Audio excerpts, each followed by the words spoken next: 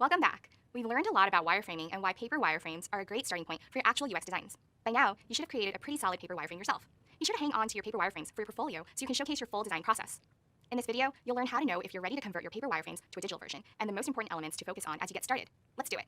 After you've explored multiple ideas for wireframes on paper and you understand which wireframe elements will provide the best user experience, it's time to bring your paper wireframe to life digitally. While drawing wireframes on paper is fast and inexpensive, things get a little trickier when we move to digital wireframes, so make sure you feel good about your paper wireframes before you move on to the next step.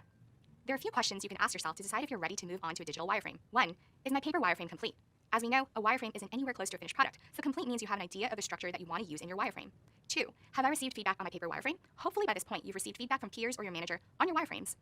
And 3. Am I ready to consider basic visual cues? Remember, color and images don't come into play until much later, but at this point in the design process, you might vary the kind of text you include in your wireframes.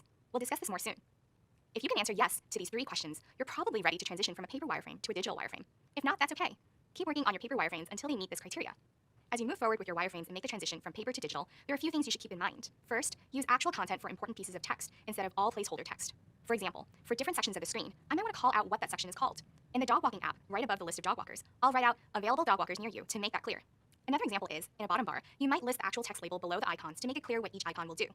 But for large chunks of body copy, use a placeholder text like lorem ipsum. If you're not familiar with it, lorem ipsum is meaningless placeholder text written in Latin that you can use to show where content will go and how a page will be laid out. The use of Latin text to simulate words without actual meaning started in the printing industry, where it was used to lay out a printed page before the real text had been written.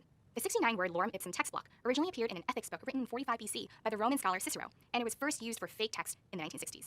While manual printing is pretty much extinct, designers still rely on lorem ipsum to simulate text in a layout. Using lorem ipsum allows designers to present the structure of the wireframe without the distraction of actual words. You'll see lorem ipsum used a lot and will use it frequently yourself throughout your UX design career.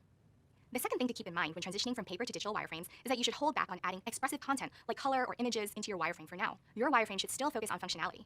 Wait until you start working on prototypes before adding expressive visual details. So why do UX designers create wireframes digitally? Digital wireframes allow you to pay more attention to the details. The goal of paper wireframes was to get all of your ideas out on paper, and it was okay to be messy.